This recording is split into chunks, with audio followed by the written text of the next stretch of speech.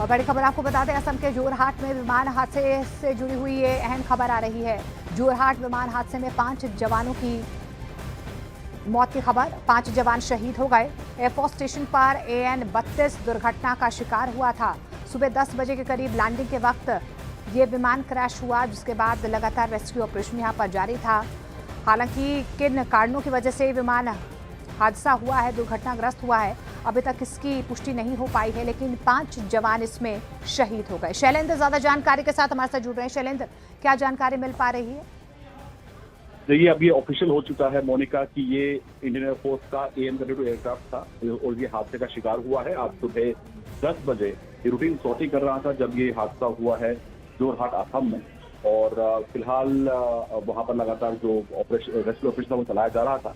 इसी बीच अब एयरफोर्स ने पुष्टि की है कि इस हादसे में अनफॉर्चुनेटली 5 जवान शहीद हो गए हैं, जिसमें squadron leader Prashant Singh, flight captain Shubham Kumar, sergeant Jitendra Sharma और 2 अग्निवीर वायु के कुमावत और अग्निवीर वायु दानिश आलम, ये इस प्लेन क्रैश में अनफॉर्चुनेटली इनकी जान चली गई है।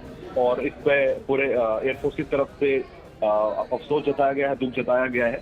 और हालांकि इस पूरे मामले को लेकर अब से कुछ देर पहले ये भी जानकारी सामने आई थी कि एयरफोर्स की तरफ से इस पूरे मामले को लेकर कोर्ट ऑफ इंक्वायरी की जो जांच है, कोर्ट ऑफ इंक्वायरी के आदेश भी दे दिए गए हैं ताकि असल कारण का पता चल सके कि इस हादसे के पीछे क्या कारण था। हालांकि एयरफोर्स क्लियर कर चुका है कि ये एक एक्सीडेंट था और रूटीन सॉर्टिंग के दौरान ये एक्सीडेंट असम के जोरहाट में हुआ था। बताया जा रहा है कि लैंडिंग के टाइम में आग लगी थी।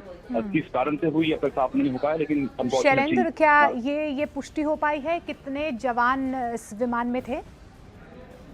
देखिए, अभी तक डिटेल सामने नहीं आई है, लेकिन जो इनिशियल रिपोर्ट है उसके मुताबिक क्योंकि ये एक कैरियर एयरक्राफ्ट है, इसमें कई जवान हो सकते हैं। बाकी जवानों को लेकर अब तक, या बाकी जो पैसेंजर्स अगर प्लेन में होंगे, क्योंकि कैरियर एयरक्राफ्ट है तो उसको लेकर अब तक ऑफिशियल वर्ड तो नहीं आया है। लेकिन फिलहाल ये बताया जा रहा है कि रेस्क्यू ऑपरेशन वहां चल रहा था। इसमें और जानकारी जो ऑफिशियली अब तक सामने नहीं आई।